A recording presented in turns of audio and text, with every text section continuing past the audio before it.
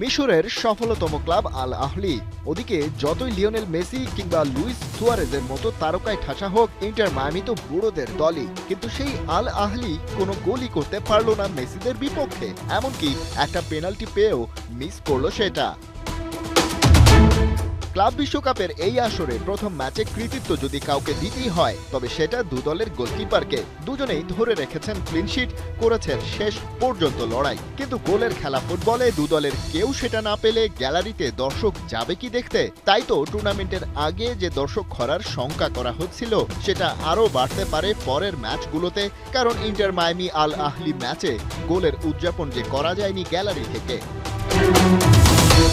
প্রথমার্ধে আল আহলি পেয়েছিল একটা গোল্ডেন অপরচুনিটি। ৪১ মিনিটে ওই পেনাল্টি পেয়েও ট্রেজেগে সেই সুযোগ হাতছাড়া করেন। দুর্দান্ত সেভ করেন ইন্টার মায়ামির গোলরক্ষক অস্কার উস্তারি। অন্যদিকে ইন্টার মায়ামির অ্যাটাকিং সাইডের লিডে ছিলেন লিওনেল মেসি। তার একটা ফ্রি কিক পোস্টে লেগে ফিরে আসে, অন্য একটা দূরপাল্লার শট আটকে দেন আল আহলি কিপার মোহাম্মদ এল শেনাউই।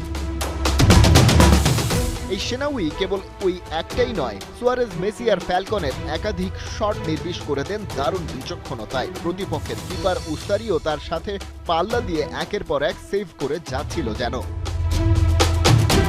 ম্যাচের ৫৫% বেশি বল পজিশন ধরে রাখে মায়ামি। তবে আল আহলি আবার অন টার্গেট শট নিয়েছে মেসিদের চেয়ে বেশি। ইজিপশিয়ান চ্যাম্পিয়নদের ৮টা অন টার্গেট শটের বিপরীতে মায়ামির ছিল হাফ ডজন। তবে সেসবের কোনোটা থেকেই গোল আদায় করে নিতে পারেনি কোনো দল।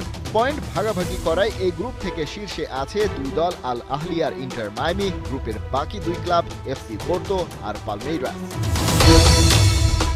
খালিদ জামিল, ৭১।